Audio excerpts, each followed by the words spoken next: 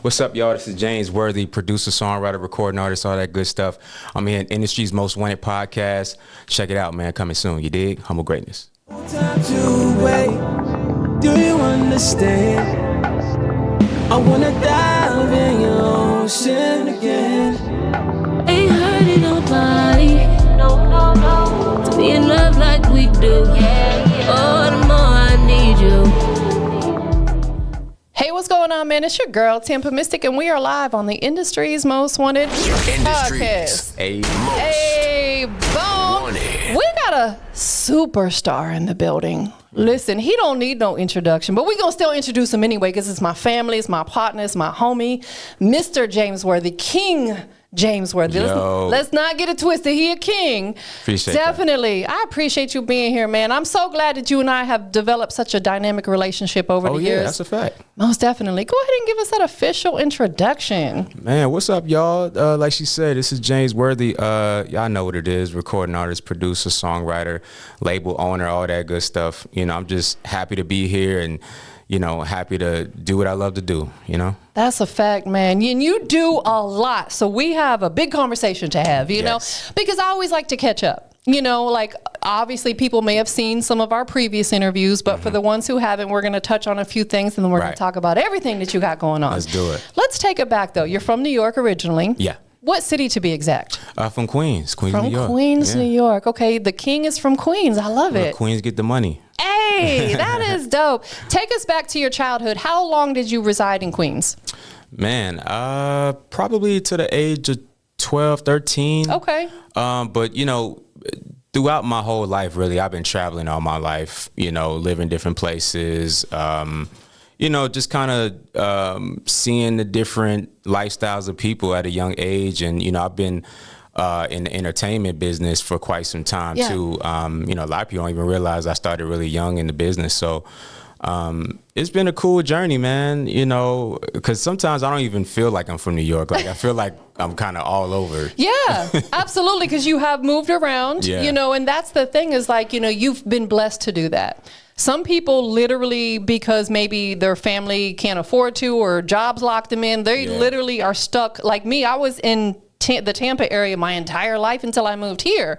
And that's why I was like, I need to get away. You know, like I love home, but I need to get away. You have to. You have to. It's all about them experiences and change the scenery and culture and all that. Right. Go back to your childhood in Queens, New York. What were you into? What was I into, man? I was really like a culture kind of kid and a real artsy kind of kid, you know what I mean? Like, of course I love music, but I just love the arts, you know what I'm saying? So whether if it was, you know, architecture or whether it was painting, you know, I was even more so being a purist, you know what I'm saying? I just love vinyl and I love collecting music. I love it. You know what I'm saying? So I think that was because me being exposed to all genres of music when I was growing up, that kind of, you know, gave me that battery in the back. I'm like, hey, man, I love this. Yeah, definitely. Absolutely. And so you found your passion at a young age. Yeah. And you also realized you had a gift at a young age. You have multiple gifts. Yeah. But you realized that this industry, this entertainment industry is not only your passion, but it's a gift for you as well, because not everybody can do what you do.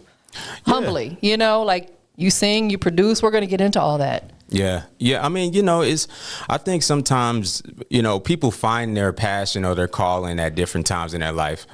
But, you know, for me, I was just a really, really, I would say I was a go-getter really early because I was always around other go-getters and I was around other people that I admired in the business or just in entertainment. So I think me being exposed to that kind of brought that in perspective for me. I'm like, okay, I want to do that too. Not exactly like them, but in my own way. Yes. But it inspired me. Absolutely. Most definitely. Take us back to your childhood. What's one of your fondest memories? Man, I got so many memories. Man, I mean, well, I never forget it. I mean, I had that chance to meet one of my idols, which was Michael Jackson. Man, let's just take a pause for a second. That makes me emotional, just you saying that, because I would have probably given my right arm to had met the greatest, the GOAT MJ. What was that like? crazy, random, really all the above, you know what I mean? But really a pivotal moment because, you know, he was one of my idols and still, you know, I held him in such a high regard.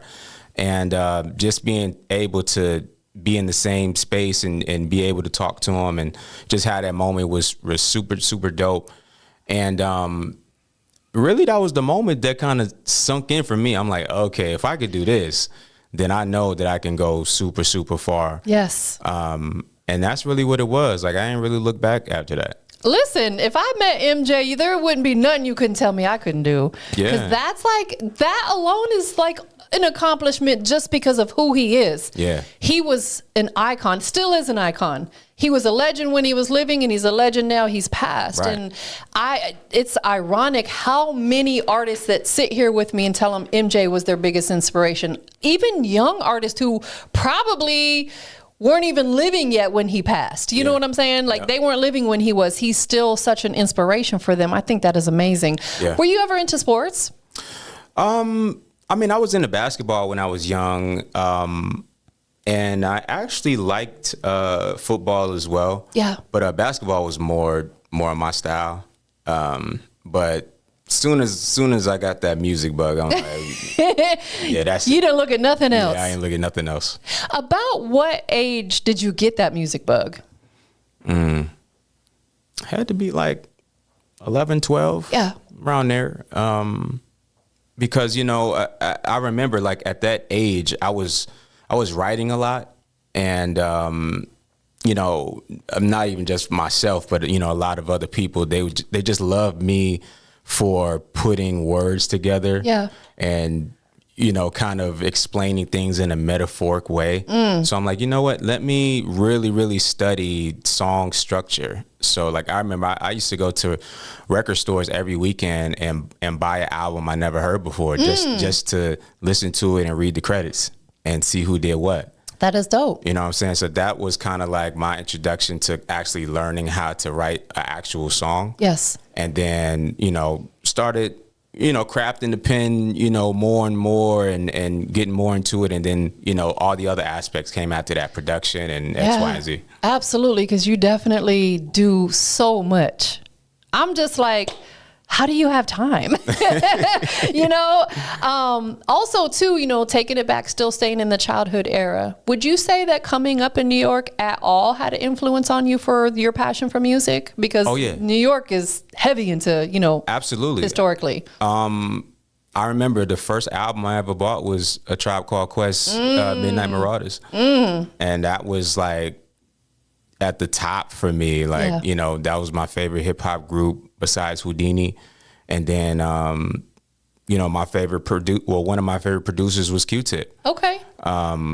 So that was like when I bought that album, that really, really inspired me to create actual full songs. Yes. Not just writing, but, you know, becoming a musician, becoming a producer, becoming just an all around powerhouse. Yeah. You know what I'm saying? Like, and of course, you know, sometimes people think it's so easy to create a song, but in actuality is so many variables to it. Right. You know what I'm saying? Like the concept, the production, the writing, the arrangement, of course, the talent on it. Yes. You know what I'm saying? The performance of the artist on it, you know, all those things is what makes a great song. And those are the things that I had to learn. Absolutely. You are 100% right. And I think that that's a lot of what we're lacking today with the artists that are coming out. And it's no shade to them, but they're not taking the time to actually learn how to construct a song from every standpoint of it, like you just named. And you definitely did that early on. And that's why now you're a platinum artist, producer. Yeah. You earned that. You know, it wasn't something you won. You earned it because you worked for it. You studied the game, the music business, and learned how to do it. Did you write poetry when you were younger? You know what? Roses are red. You know, in the beginning, I was trying to find myself trying to write it, but then I was like, that's not really my style, you know. But I mean, see, I mean, not to toot my own horn, but like when I was young, like in middle school, going into high school, like I didn't really have to do poetry to get to girls. Yeah, like, you handsome. I had a charm. Yeah. I was confident. I'm like, man, I'm suave. I got this. yeah, I'm good. They love my hair. They always wanted to pull my hair and rub my hair. And you were loving every minute of it. Yeah, I'm like, go ahead and do that, baby. Go on and stroke my ego and my hair while you at it. Come on, it's all good. So did writing come first?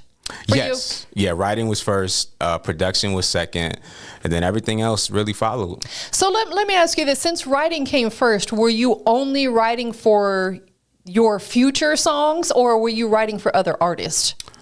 Really kind of both. Yeah. Like, cause like everything was happening so fast. Like, I started writing, and then me being such a fast learner and wanted to do things so quick and this and that.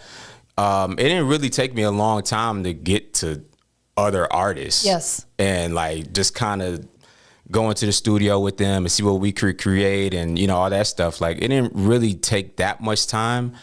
And plus it was trial and error. Yes. You know what I'm saying? So I would get into certain sessions with artists and just kind of freestyle with them just to create something. And then that was those were the things that gave me more so experience. Definitely. Of, okay, we did this worked, I'm gonna take this to another artist. Yes. And then build on top of that to make it greater. So that's usually how it went. But then sometimes it was just like, I'm just going to create this to keep it in the tuck. And then whoever I feel would work best for it, I'll give it to them. There you go. It's for one of those future records, whether Yeah. it may be yours or someone else down the line. Like I know at some point in time, this song will come out, whether it's me or somebody else. You Yeah, tuck it in yeah. the vault, keep it away. Cause you know that you write hit records. You know that, hands down. You know what I'm saying? I appreciate that. I've never heard a bad record from you. Wow. Like, wow. and I'm just being honest. You know what I'm saying? Like, I am very critical about music because I love it so much. I've never heard a bad record from you. Wow. Like, wow. never. Appreciate that. Absolutely. If you had to take a guess, how many songs have you written? Ooh. I'll probably say maybe 400. Wow. Yeah, just about. That's Just a lot about. of writing. Yeah. I mean, but like sometimes like you can write songs and then you might want to go back to it to change stuff. Yes. Or maybe some of them aren't all the way completed. Like maybe you got a skeleton, but it's not all the way completed. Understood. So some of those are kind of intertwined, but for the most part, it's within the 300-400 range. Yeah. Yeah. That is awesome. Has there been songs that you wrote maybe in the past years that haven't made it out yet? And maybe you're, Yeah. There's always like those sessions where you're working with artists and then you create like 5-6 songs with them, and then you'll never hear 3 of them, but you might hear the other 3 Right. somewhere. So there's been a lot of those. And I'd be like, man, if y'all don't put this damn record out. Right, absolutely. And you don't want to give people your best work and then it Yeah. never comes out. That's the worst part too. Like you can create a great song with an artist and then they take so long to use it or Right. put it out, and then you're just holding on to it, and then you're like, well, I could give it to this other artist that's ready to go. Right. But then you're still stuck with the other one, especially if you got paperwork with them. That's always the iffy thing, especially with production. Like Yes. people will hold on to tracks forever. Right. That's crazy to Yeah. me. And I understand there is a lot of timeless music out there. I get it. But when you know in your heart, in your being that you have a hit record, you want it out there. Yeah. You want it to do what it's supposed to do. Let me ask you this. For people who do that type of, I hang on to it, I'm not going to put it out. What would you say to people like that? Like, give them a piece of advice. Put it out. Straight like that.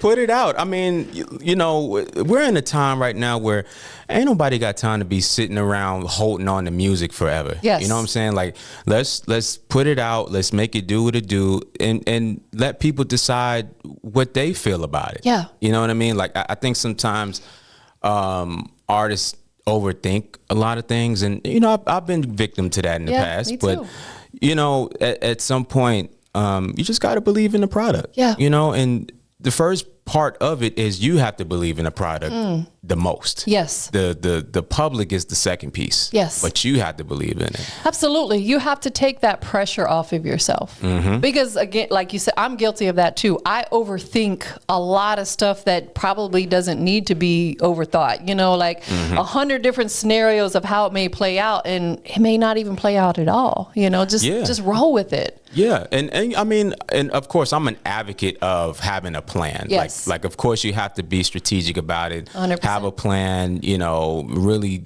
be serious about it. But put out the music. Yeah, absolutely. And not only that, we are in an era where you can do that. Yeah. The algorithms require that. In order to get in these organic algorithms on Spotify and Apple Music to land on these playlists, they want you to constantly put music out. Yeah. Every 3 to 4 weeks is what I'm hearing. That boom, boom, boom, I've been boom. hearing that too. Yeah, like, and even if it's not a song that you necessarily are really going to push out there, just keep Just to have it, yeah. just feeding it to the platforms to stay in those algorithms. Now, the other piece to that is, you know, artists can put out a mass rate of music, Yeah. but the bad piece to it is some of it isn't good. Facts. And then now we have an influx of bad music. Man. You know what I'm saying? So, and that goes, I mean, of course, that goes back to the conversation of artists really taking it seriously and crafting great music instead of slapping stuff together. Yes. And not to say that every artist does that, but, you know, a lot of times people just do slap things together just to get something out. Yes, you're absolutely And right. and I'm not really a big fan of that. You know, I'm always an advocate of quality. You know what I'm saying? Because I mean, you want your audience to love your music as it's supposed to be quality, right? So, Absolutely. you know, if you're gonna put out music, do it the right way. Yeah, you don't want a mediocre body of work out there. Right. Because what if that happens to be the first song of yours that they stumble across? Then in their mind, you're a mediocre artist. You know what I'm Right, saying? So right. it's like you want every song you put out to be your best piece of work. That's a fact. Definitely. What is the most personal song you've ever written? Most personal song. Man, I got so many, but off the top, there's a song that I wrote called Running Red Lights that's going to be on my debut album. So it's still to come. Yeah, it's still to come. It's not released yet. But that one is a really special song because it's talking about,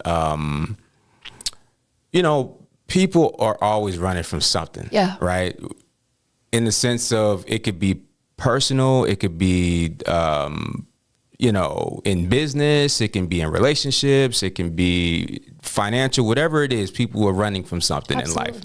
And we have to figure out the ways to combat that. That what is I'm saying? facts. So that's what this song is talking about in metaphoric ways. Yeah. But, you know, I think it was a good message for people to hear because sometimes people just don't have good advocacy from people to tell them that, look, you can overcome that. Yes. You know what I'm saying? Some people feel alone that they really can't overcome it. So that's what I wanted to talk about.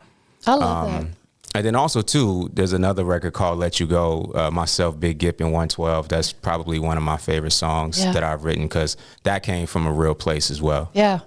It's a hit, too. Thank you. Thank you. Like, I just get chills thinking about that type of work and the bodies of work that you have put out because it really takes me to a space where I feel like whole, if that makes sense. Because a lot of this music that comes out today, no shade, but it almost makes you feel empty inside because it's degrading and they're talking about stuff that maybe we can't relate to.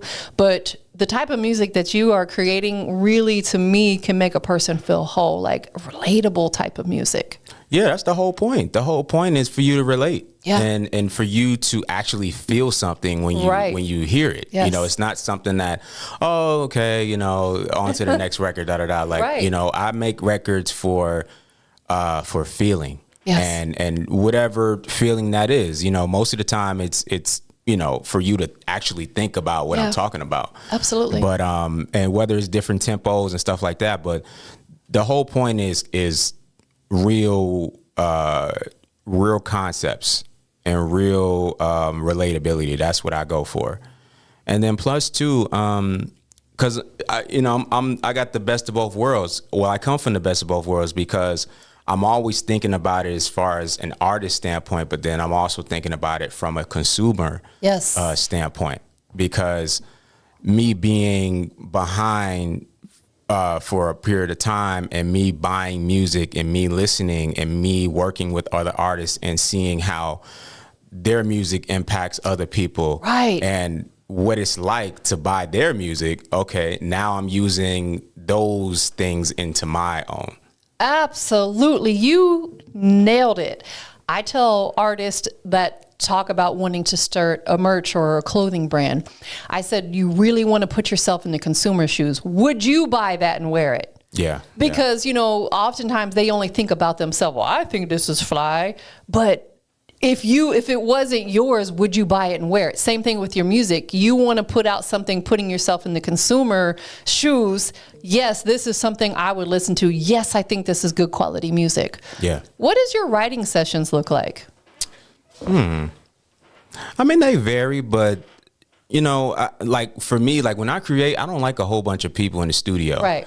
Like I don't like random people. I don't like 5-6 people in there just hovering over for and what, talking loud. And I'm like, man, it distracts me. Definitely. So most of the time, it's me, my engineer, and maybe one other person if they're working on something with me. But other than that, I'm kind of solo. Yeah. Because that's just how my mind works. But, I just kind of like to be in my element and my thoughts and, create that way. Absolutely. I'm 110% with you on that. I'm like that here. I tell my guests, especially if I don't know them, do not bring a bunch of people with you, because it creates an awkward environment, and we don't ever want to feel uncomfortable in our own space. Yeah. That is important. Do you physically sit down and write pen to paper? Yeah. Yeah, whether it's me physically writing or I'm writing it in my phone or even sometimes, depending, I'll freestyle and like I'll come up with a melody and then fill in the words as I go. But it just depends. But most of the time I am writing it down because I think that's just the easiest way for me. Absolutely. I would definitely have to be a writer if I was doing music, because I don't know, thoughts go into my head and right back out sometimes. Yeah, like I'm notorious for that. I'll come up with something dope and then something might happen or something pops up and then I just like, damn, I just forgot. Yeah, that, like man. What was it I was just saying? Exactly. That's happened a million times. It's crazy. When did production come into play for you? How long have you been producing music for yourself and for other artists? I probably have to say since age 17. Wow. Yeah.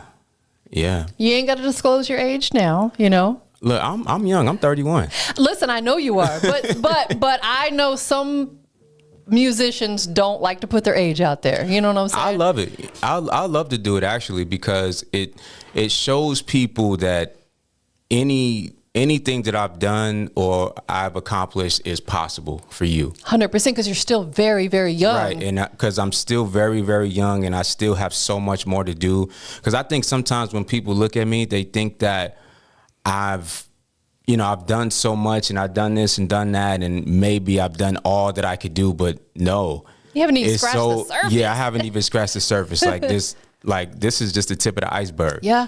You know what I mean? But, I think that's because I move with such like a aura that I don't really play the gimmicks. Yes. You know what I mean? Like I just I move in my own pace. I move in my own way. Yeah. I don't follow other people like that. Like I just kind of do my own thing. And I think people respect that because, I think when people start following other people and they try to be that or emulate that, it doesn't come off as authentic. Absolutely. People can pick up on that. People can read that. Yeah. You move with a purpose. There you go. We have to move with a purpose. Like every move we make has to make sense. We're adults. We're grown. Yeah. We ain't kids no more. So it's like we have to move strategically and we have to think ahead too. Yeah. You be proactive. Be forward thinking. Yes. I mean, I think that's where the industry is going is forward thinking. And, you know, even down to like when I work on certain projects, it's really strategic, and because I'm really picky about projects. Yes. So when people see me working with certain artists, I mean, that's for a reason. Yeah. You know, like it ain't like, you know, I get artists that hit me all the time for stuff, but, you know, that doesn't mean that I'm going to be doing stuff with them. You know what I mean? I have to really believe in it. You have to pick and choose, because there are people out here who will work with just anybody to make a buck. Mm-hmm. You get what I'm saying? But that eventually is going to catch up to them. It's going to stress them out. It's going to water their brand down. Yeah. You have to be mindful and strategic who you work with, because you're a superstar. You have accomplished so much to the point where you can be picky and choosy at this point in your life, and you're still very young.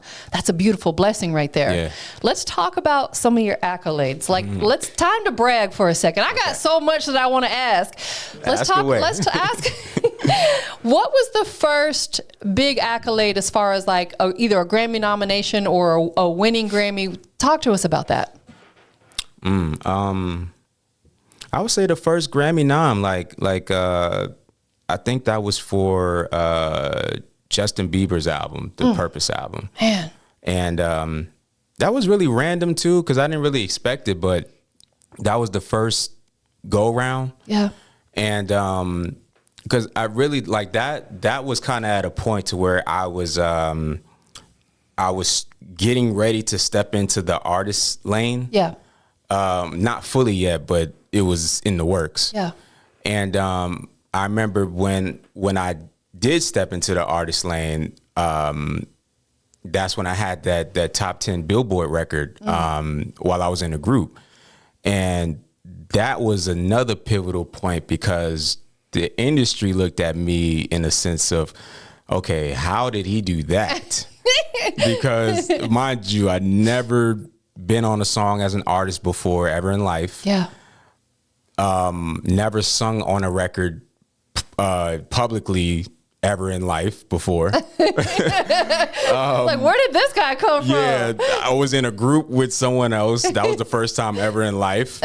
So they're like, and this is the first single and top 10 on Billboard. So gosh, that was like, you know, a big deal. Yeah, huge. So, you know, a lot of people, you know, looked at me in different ways. Yeah. You know, it was always the questions of, okay, how did he do it? The other question of, okay, I'm proud of him. He did it, da-da-da. Other people was, okay, well, who the hell is this guy? You know, it was just so many different things, but it was dope. You know what I mean? Because it was a great experience, and it led up to so many other things. Right. So I was able to, you know, have other singles of mine, you know, top Billboard and several other charts, and, you know, doing other Grammy nominations on other projects and such and such. So it's been great. Man, you have done so much in your 31 years. A lot. Yeah. Taking us back to when you first started producing music, who was one of the first artists that either sung or rapped on one of your productions? Let me see. I remember I had did some stuff with Young Berg. He was one of the first early artists I was working with. Yeah. Early 2000s. Rockstar, which he's now Kid Ink. His name was Rockstar back then. Let me see. It was a lot of artists, man. I know I did stuff with T.I. back then. It was just so many artists. Too many to name. Yeah, because, you know, but a lot of it is because it was like back to back to back. Like, right. It was like one record. So it was kind of like when people always ask me, what was your first placement? I really can't even say, because it was like back to back to back. Yeah, so much coming out at one time. Yeah, it was an influx of stuff. So really it was just a wave. Like it was crazy. No, that is dope. That's how I feel, because I've literally done thousands of interviews. Thousands. I'm like, there's some people like, do you remember I interviewed with you? I'm like, no. Like, if it's somebody like you, I'm going to remember. But some of these artists that maybe I interviewed 12 years ago and they weren't really popping like that, I may not remember. It's difficult. So I'm with you 100% on that. It is difficult to remember. Definitely. Also, you know, still staying in that era of when you started producing, what types of genres of music were you producing, and are you producing now? Okay, so back then, like I always prided myself in not sounding like other producers, right? So I always wanted to have my own style, my own sound. So I called my sound the spaceship sound. Okay. Because it was really futuristic sounding. It was like R&B, hip hop influenced.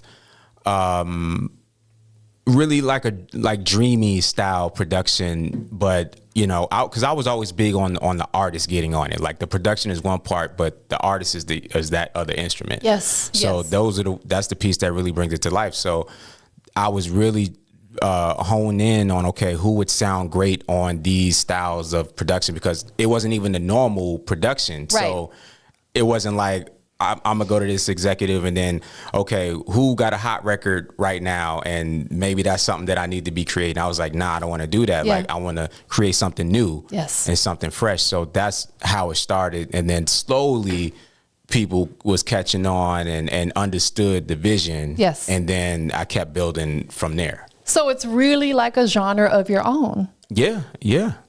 And as a music producer, you can do that. Yeah, you know, well, I would say as a real musician, you could do that, because sometimes, you know, people get that producer word mixed up, you know, because to be a real producer, you got to produce. Yes. You know what I'm saying? And what I mean by produce is you're the person that's involved in the entire arrangements, product. everything. Yes. From production to writing to mixing to mastering to the concept. Like a Diddy. Kinda. Yeah. Because I look at him as an executive producer. Okay. Even though, I mean, he's produced Yes. some stuff, but I look at him more as an executive because he's the one that funds a lot of it. Right. But like with me, like I've been the real producer. I've been behind the process of a lot of records. Right. And if you're not really doing that, then I would classify it as beat maker. A beat maker, yeah. You know 100%. what I mean? And you know, and I never really been the one to do the whole file sharing thing either. Like I like to be in the studio with the artist too. Yes. You know, so you know, I guess I always had an old school mind back then. No, absolutely. I agree with that though, because you want to build that chemistry with them. Yeah. Because you don't want to just be in there by yourself. And it's no shade to the beat makers and producers of the world, but I feel like if I was going to make production and make beats, I would want to be right there with them so we can vibe and cook up together. Yeah. It's nothing like being in the studio with the producer and the artist, you know, because you're bouncing ideas and energy off of each other. So that's what creates great songs. I mean, Michael Jackson wouldn't have made Thriller if he wasn't in the studio weeks at a time with a whole band. 100%. With Quincy Jones producing it. That's right. That is absolutely right. In some of these movies that we watch and documentaries, you know, we're talking like, you know, maybe like the early 2000s on back. That's what they did. Yeah. You know, that's what they did. They were all in the studio together working. They even had live instrumentation. A lot of people aren't doing that anymore. Yeah. And actually that's a great segue, because my my next EP that I'm working on has a lot of live instrumentation in it. That's beautiful. And I wanted to do that because I just wanted to get back to the real musicianship of music. Yes. You know what I mean? Like, you know, yeah, people love me as an artist, but I need y'all to really understand that I really do this production thing too. Man. You know what I mean? Like that's never gone away. Absolutely. You know what I mean? And plus too, I mean, look, I'm talking my ish. Like, look, who better than me? As you should, 100%. Like, I'm one of the best. Yes, you are. In the game right now. I mean, respectfully. Of course. You know what I mean? But I could say that because I put in the work. Yes. You know what I mean? And in order for you to really, really say that, like, you have to show and prove that. You know what I'm saying? And that's what I'm showing people. Like, I'm showing people not only that I could do it, but they could do it too. Like I'm not a selfish guy. You know what I mean? I try to help as many people as I possibly can. You know what I mean? Because I think that's important. Definitely. And that's why you've been so blessed, is because in order to get blessings, you have to be a blessing. You have to bless other people. And that's what you've probably done your whole life, is putting other people in a position to win. I have. And sometimes it's good, it's bad. You know, like you got the ones that, that don't it works, and then you got the ones that don't appreciate it and all that jazz. But, you know, sometimes you can't worry about that. That's right. You know, you're doing it because it's a blessing to do, you know what I'm saying? And you can do it. But sometimes I don't look for it for the validation. You know, I'm just doing it because it's something that I could do out of kind of some heart. Yeah, and it feels good. It feels good to, like, you know, oftentimes give back or help other people, because you know that, like you said, you don't do it with the intent of getting anything back, but really we know that that's how we receive our blessings. Absolutely. All of our blessings come from God. We don't get no blessings from no man. All come from God. That's so it's like, fact. Y'all got to be mindful of how you walking around out here. Do right by people. You know, we have to be kind to people because we never know what people are going through. Yeah, you never know if that's going to be their last day either. That's right, 100%. You know, we have to get deep and think about that kind of stuff. That's a fact. I want you to be very transparent with this next question I'm about to ask you. Be as transparent as possible. What we got? You've been in the music industry, the music business, this music world for a very long time. Mm-hmm. What's the most positive and the most negative thing that you have seen, and you can be as raw and transparent as possible, the most positive and most negative thing that you've seen changed or come about or went away within this music industry? Well, I mean, since I've started to where I am now, I've seen the transition of the business. I've seen how things have changed from things being physical to digital, executives being changed out from label to label, how labels are actually ran, or even just the entertainment business as a whole, how it's being ran. Totally different from when I started. And it has its pros and cons. Like, the pros are, artists can reach a huge mass of audience way easier than way back then. Right.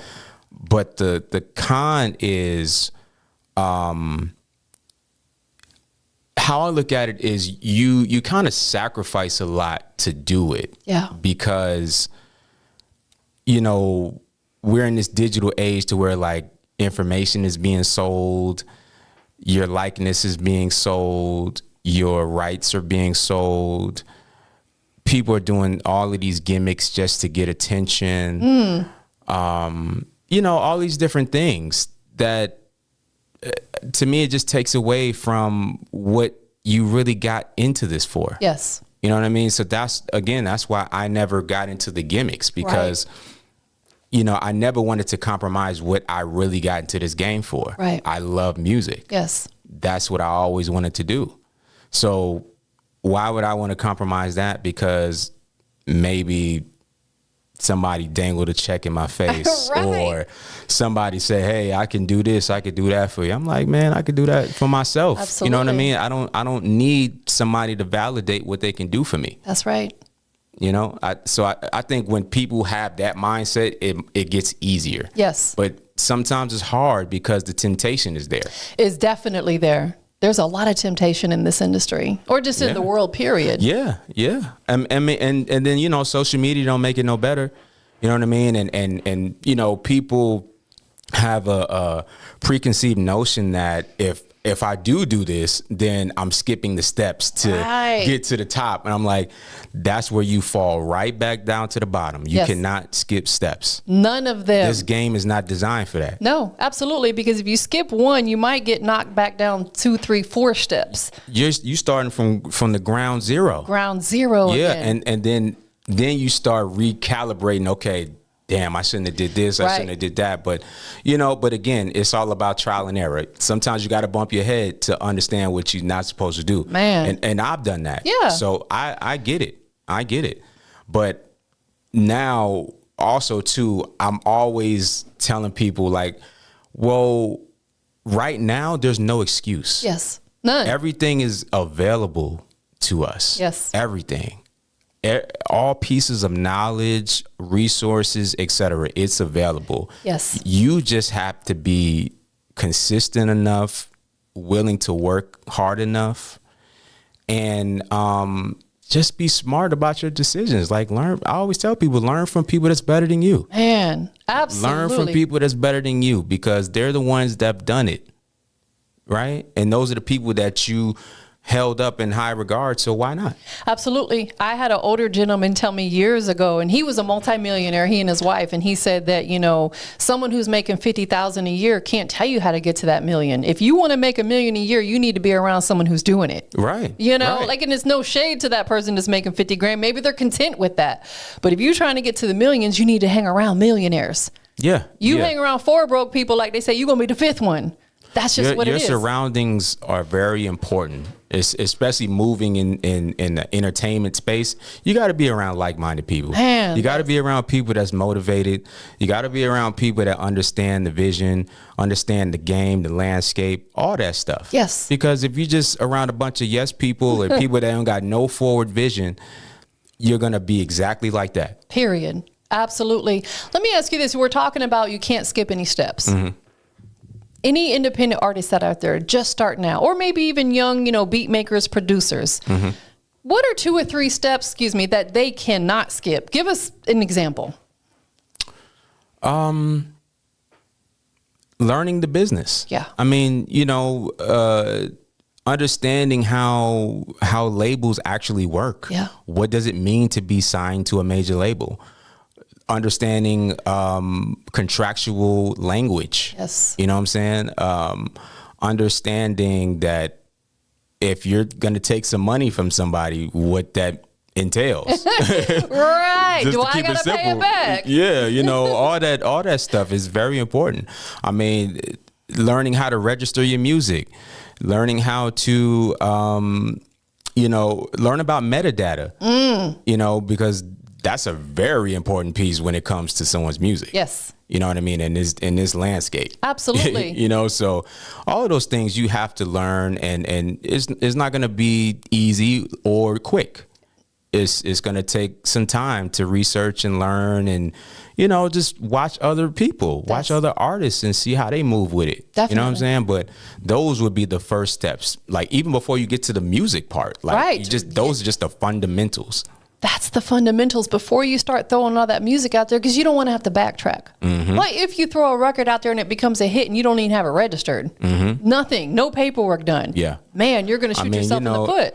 And it's crazy because, you know, a lot of people always hit me saying that I should do a music seminar because, and it's a great which idea. they're right. They're absolutely right. But the reason why I haven't done one or even done a lot of panels as of lately is because when I've done panels in the past, I couldn't stand being on them because I wasn't able to be freely with the information. It was always somehow me having to water it down. Right. Absolutely. You know, and me, I don't operate that way. We're not sugarcoating nothing. Yeah, I can't. And not only that, and it's no shade or no disrespect, but you are at such a high standard that some of the people that sit next to you, you don't need to sit next to them. You know what I'm saying? Because you've done so much and you know so much that it's like you're a powerhouse in yourself. You could be a one-man panel, if that makes sense. Yeah. And that's just some of them people that are up there, they're just a body up there. You get what I'm saying? So it's like, you don't necessarily need to be sitting next to a person like that. So it goes back to being picky and choosy about the situations you put yourself in and who you work with. Absolutely. Definitely. Let's talk about, I was like, when you and Gip were here, right? Let's talk about that for just a quick moment. You really brought something out in him. Yeah, that's my brother, man. Love him. How did that feel? Because he's a legend, you're a legend. You've both been doing this for a long time. How did it feel to work with someone like him, even though that's your partner, that's your brother, but just on the business side, to have brought something different out with the Gip and Worthy project? Man, it was amazing. I mean, you know, he's someone that I've always admired. Yeah. Even before we began working, he was just someone that I admired and looked up to, and of course, Goody Mob, you know, one of my favorite hip hop groups. Yeah. And you know, when we had the opportunity to meet and actually work, it was just like we already knew each other. It was just an easy fit. Yes. It was a great energy. And he's one of those guys to where he listens and he learns, and I don't think he's driven by any ego or anything like that. Like he's just someone that likes to work, and he's a forward thinker. Yes. So we think alike and we move alike. So I think that's how that Gift and Worthy project was created so flawlessly, is because we just came into it in a sense of, we just want to make great music. Man. We want to make a great body of work. It's only 5 songs, but people think that it's an album, you know, just because of how we presented it. And I think that's the most important piece, is we wanted to make an impact with just a 5-song project. And you did that. So it's been a great experience, and he's a great person to do business with. So yeah, shout out to my guy. Absolutely. And to work with someone like him, who's, like you said, has been doing it for a very long time, going back to the whole Dungeon family, the beginning of it, Goody Mob, to have someone like him, even yourself too, even though you're younger than he is, but you've still been doing this for a long time. For me, when I can have a conversation with somebody who's done so many great things and you're still as humble as you are, it's like, wow, that is like a wow moment for me, because there's some people out here who haven't done half of the work you did, and they've got such an arrogant ego about them. And it's like, bro, what have you really done? Yeah. You are up there, Billboard, platinum, him too, the whole movement. Yeah. And you can sit down and have a real conversation with him. What keeps you so humble? 'Cause I'm hungry. Yeah. You know what I'm saying? I'm just a go-getter. Like my mindset has always been like, once I do something, okay, I did that, but what's next? Right. Like, what's next? What's next? Right. Like, that's always my mindset, So, and some people do tell me like, hey man, you gotta bask in the success. Like, you gotta, celebrate your wins and blah, blah, blah. And not to say that I don't, but I'm always thinking about what's next, because we don't know when that next opportunity is going to be. That's facts. We don't know how long we're going to be here. So I'm always thinking about stuff as the point of, this could be the last run. You know what I mean? Right. So that's why I'm always on the move like that. But, there is times where, I had to slow down a little bit and, do celebrate the successes, which, I'm humbly gracious for that and appreciative. You know what I mean? Because it does take a lot of time and a lot of hard work and et cetera. So I'm just happy that people love that project. You know what I mean? Because it was something that we just purely love to do. Absolutely. You did it because it was just a true passion for you. It was nothing forced about it. Yeah. This is something you wanted to do. The name of your label is? Yeah, my new record label, man, Humble Sound Records. There's that humble. That's where I was going with it. Humble Sound Records, man. Shout out to my whole team, man. Shout out to Sony Entertainment, 19 Music. This is getting ready to be a really, really big powerhouse. We actually just signed on singer Truth Hurts to the label. Nice. I got another artist on there by the name of Cougar. She's dope. Yeah, man, we just growing. Let me ask you this. When you have an artist like these two that you just named that are now a part of your label situation, what was it about them that said, you know what? They can work with me. These are people that I can see myself getting behind and helping push them out there. What was it about them? 2 different style artists, 2 different style females, and 2 females that I've known for quite some time. Yeah. Truth, she's like my sister. Yeah. Like, such an amazing talent. I mean, we all know that. But, I wanted her to have a home. I wanted her to feel comfortable with not only someone, but a team that understands where she's trying to take things in her career and understand what that means. Yes. Same thing with Cougar. I wanted her to feel comfortable with the team of people that understand her vision. So that's really what it is. Humble Sound Records is just a place for an artist to be creative as much as they can, thrive in that, feel comfortable in that. And, I never wanted to be one of those CEOs to where I'm trying to be bigger than them. or I'm trying to overshadow them. Like, no, I'm always advocating for it. Look, you doing your thing. Right. I'm out the way. You know what I'm love saying? that. If I need to be involved, then I'll do that. But other than that, it's all about them. I absolutely love that, because that, I'm sure, happens a lot, where artists will get big and then they'll start a label, but they never want the people that are signed on their label to get bigger than them. And that should never be a thought. Yeah. That should be a blessing. If you've seen that talent and you kind of A&R that artist and they blow up bigger than you, that should be a beautiful thing. That speaks of volumes for you. That's success for everybody. Yes. You know what I mean? That makes me look good, that makes them look good, that makes the label look good. You know, like, I think when people had the mindset of they're trying to be bigger than the other artists, that's just an ego. Yes. You know what I mean? And I don't really thrive on that. It's just about the work. Absolutely. Ego's got to go out the window. Yeah. 100%. I know you've got your EP on the way. Yes. Let's talk about it. New EP. So the name of the new EP is called Cups of Coffee. Cups of Coffee. Cups of Coffee. So let me just say this first and foremost. Just the name alone is intriguing.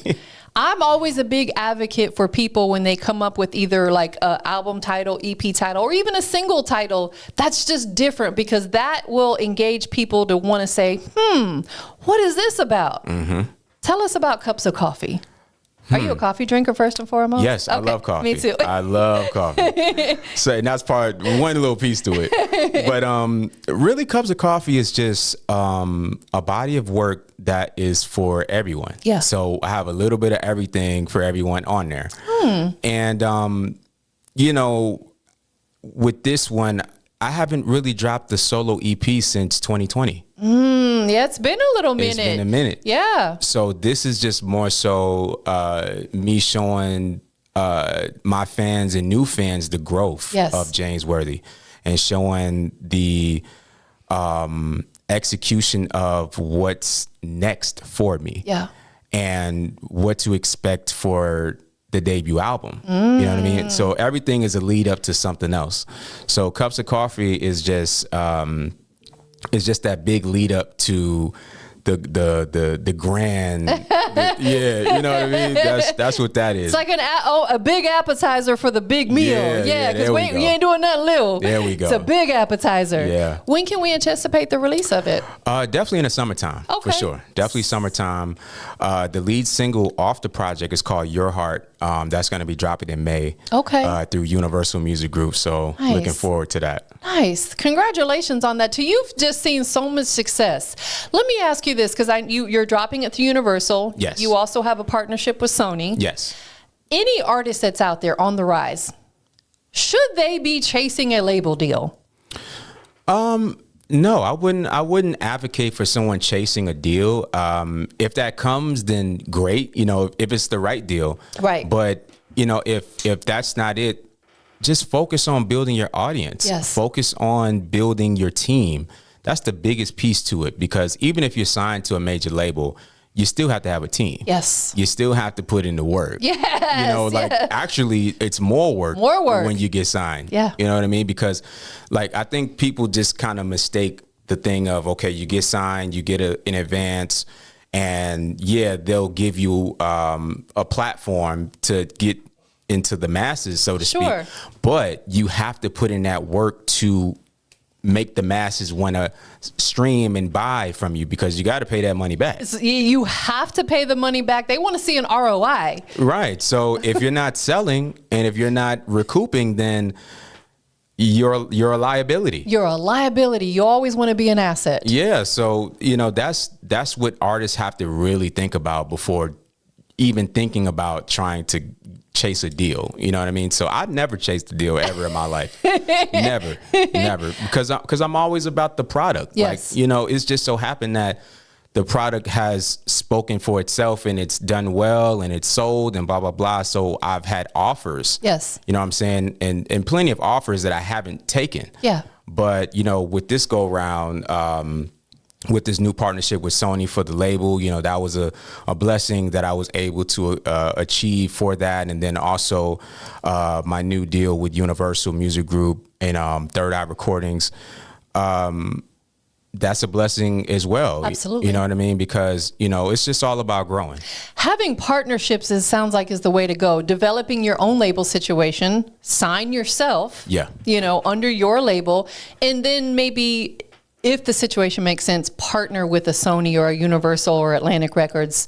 That way you still have that creative control, but you still got this powerhouse that's right next to you. Yeah. They're not over you. They're next to you That's as a partner. the best position to be at, because you still keep control. Yes. 100%. So this EP that's on the way, are you going to shoot a video for all the records that are on there? That is the plan. Yeah. That is the plan. It's really really a visual project. Like that's how I'm moving with it. So the first visual for Your Heart is definitely going to be a movie for sure. So let me ask you this, because I'm a coffee drinker. Okay. I love drinking coffee. I cannot start my day, although I just recently switched to decaf. Not that I consumed a lot of caffeine, but I was just, there's certain things I'm trying to eliminate out of my body. So I switched to decaf, right? So that was kind of a little bit of a switch for me. But I like all the different types of coffee because it comes from around the world. Oh, yeah. Are you at all going to incorporate that somehow, some way into your project? Like maybe the different flavors of coffee, or the different places that it comes. Are you going to sprinkle that in there somehow? Yeah. It's funny that you say that because that's going to be part of the marketing strategy. Love it. Because I can't give the whole thing away, but just a little bit in a nutshell. It'll be different versions of the project. I love that. So it'll be a quote unquote different flavors. Yes, right? That is fire. We got the breakfast blend. We got the bowl. There you go. There you go. That is dope. Look, I love it. This is your hazelnut. Yes, your vanilla. You got that is fire. What is your favorite kind of coffee since we're on the subject? Ooh, I mean, I'm a big hazelnut. Me too is my favorite. I like house blend. Yeah. Like a medium roast? Yeah, I would say the medium. I'm more of a medium roast kind of girl too. Maybe the dark sometimes. I gotta be in the mood for that. Yeah. I like cappuccino. Me too. Yeah. Whole bean or ground? I kind of like the whole bean. Yeah, me too, because it tastes better. Yeah.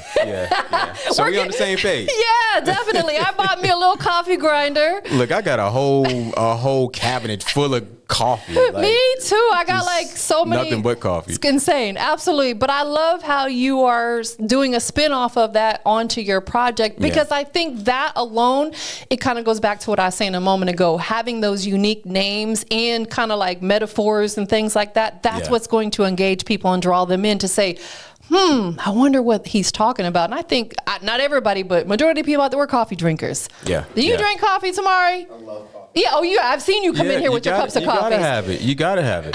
It's weird to me when someone says they don't like coffee. I'm like, how can you not like it? It's been rarely that I run across somebody that doesn't like coffee. It's rare. It's rare. The only reason that some people don't drink it because it puts them in the bathroom. But you know what? That depends on the type of coffee you're drinking, because not every coffee is good. No, you're right. And they have low acidic coffees for people who have, sensitive bowels, not to be gross, but you know what I'm saying? That's true. You have to, and that's kind of why I switched over to drinking the decaf, because it's less acidic on our body, That's true. But that is exciting. I'm super excited for you. I'm excited too, man. As an artist, it's always hard to say what you think your best body of work is. Yeah. But this one definitely is up there. I love it. But in the sense of I'm really taking my time with it. It's not a rush job. Yeah. It's something that I've been working on for quite some time. Really crafting it. It has a lot of live elements in it. Yeah. So just something that is going to really, really catch your ear in a certain way. Without giving us too much, what type of instrumentation are we going to be able to expect? Live drums, live guitars. Oh, I love live it. Piano.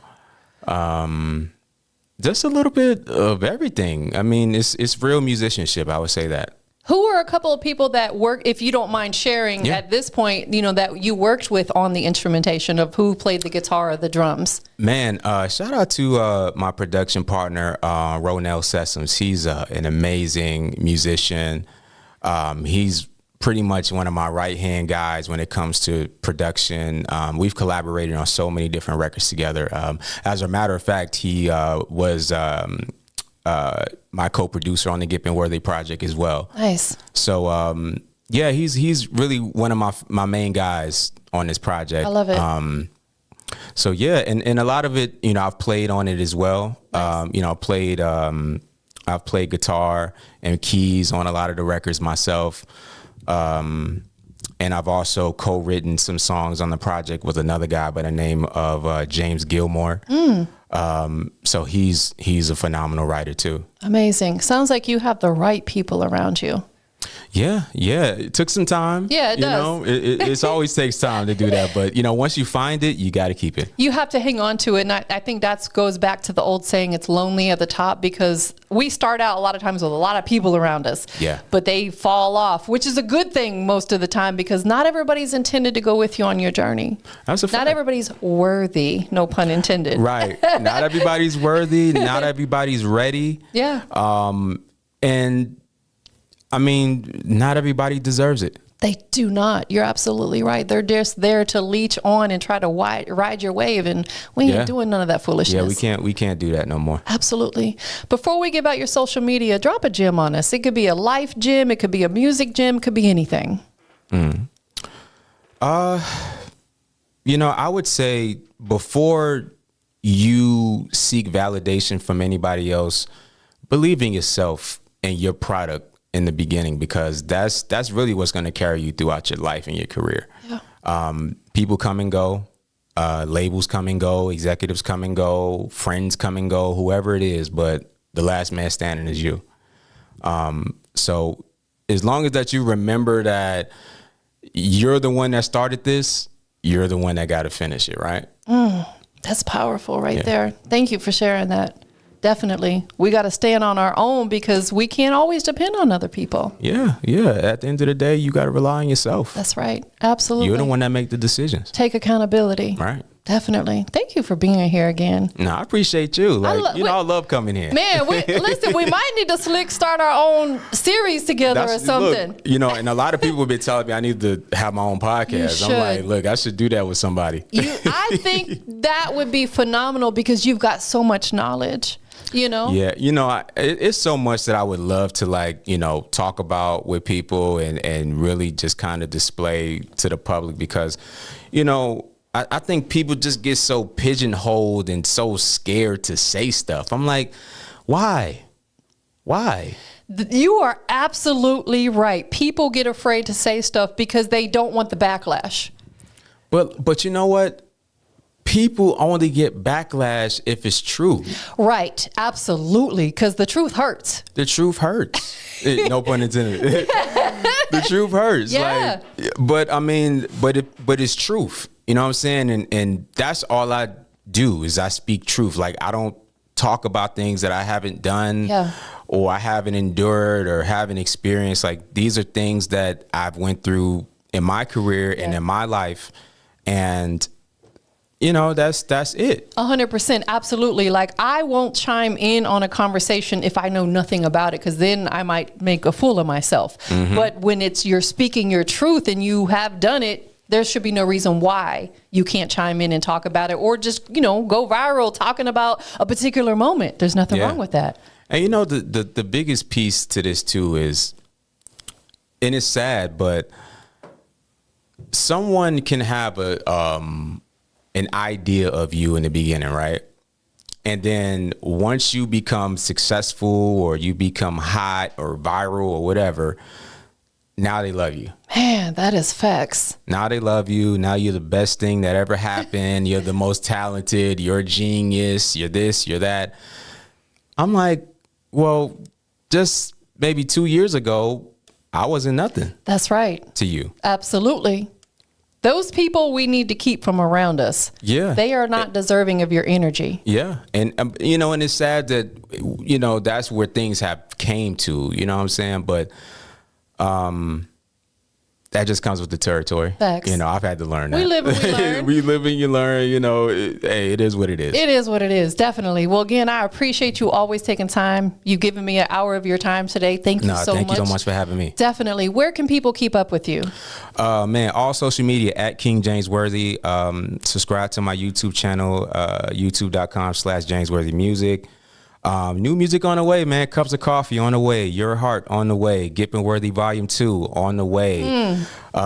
Make sure you follow Humble Sound Records on all social media. Yeah, man, we going up. I know that's right. Who you want to shout out to? Man, shout out to everybody. Shout out all my fans, all my supporters. Shout out to my team over at Sony, 19 Music, Universal Music Group, and Third Eye Recordings. Shout out to just anybody who has a dream and going after your dream, man. Just keep doing it. Stay consistent. Love what you do. And shout out to you, Industry's Most Wanted Podcast.